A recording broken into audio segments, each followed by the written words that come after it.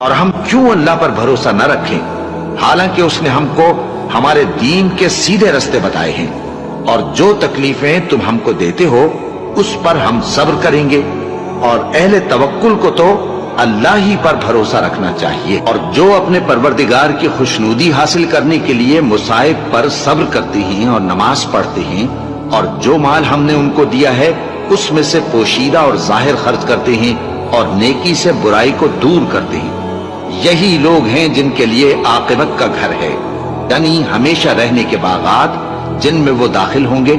اور ان کے باپ دادوں اور بیویوں اور اولاد میں سے جو نیکوکار ہوں گے وہ بھی بہشت میں جائیں گے،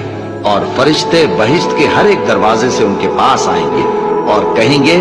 تم پر سلام ہو، یہ تمہاری ثابت قدمی کا بدلہ ہے،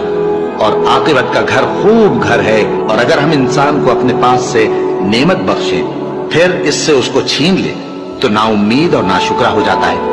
اور اگر تکلیف پہنچنے کے بعد آسائش کا مزہ چکھائیں تو خوش ہو کر کہتا ہے کہ سب سختیاں مجھ سے دور ہو گئی۔